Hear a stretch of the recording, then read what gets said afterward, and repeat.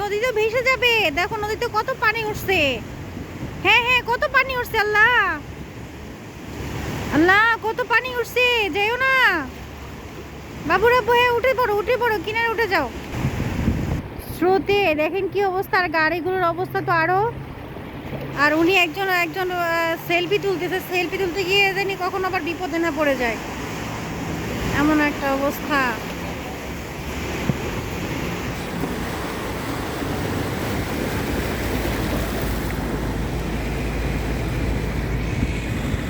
ওই যে বাপ্পাটা ওইখানে চলে গেছে, আমি যে বলেছি উঠতে, উঠে গেছে।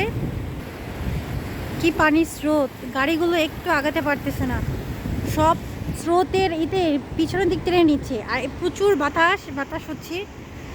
আর দেখেন পানিগুলো মনে হচ্ছে কোনো সাগরের ঢেউ, মানে বাড়ি খেয়ে কিনারে কিনারে আসতেছে। সাগরের ঢেউগুলো যেমন বাড়ি খেয়ে, আসলে এগুলো সাগর, এটা হচ্ছে রাস্তা। আর এই গাড়িগুলোর কি অবস্থা দেখেন,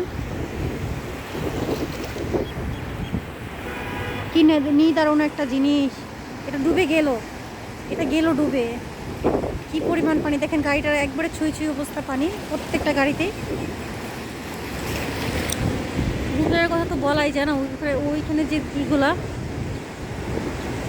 সবাই যার কর্মস্থল থেকে বাসায় ফিরতেছে, কারণ অনেক বৃষ্টি তুফান হচ্ছে আজকে দুবাইতে।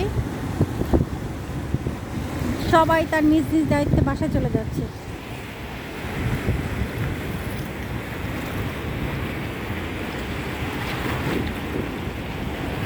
দেখুন এই পাড়ার ওপার শুধু পানি আর পানি, পানি আর পানি। এই রাস্তায় রাস্তায় পানি, পানির কোনো শেষ নেই।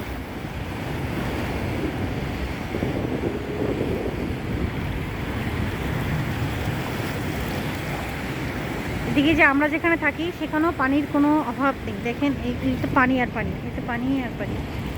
আমার অলরেডি আমার বাসার সামনে পানির অভাব নেই, এখানে তো পানি আছেই। আর বাপ বেটা তো অনেক খুশি। এখন যদি আমার ছেলের একটু নামাই দেওয়া যেত তাহলে আমার ছেলে আরও খুশি হতো, আরও খুশি হতো। হ্যাঁ, ওখানে প্লেন যাচ্ছে, একটা প্লেন দেখে তো গাড়ি এখানে একটা যাচ্ছে।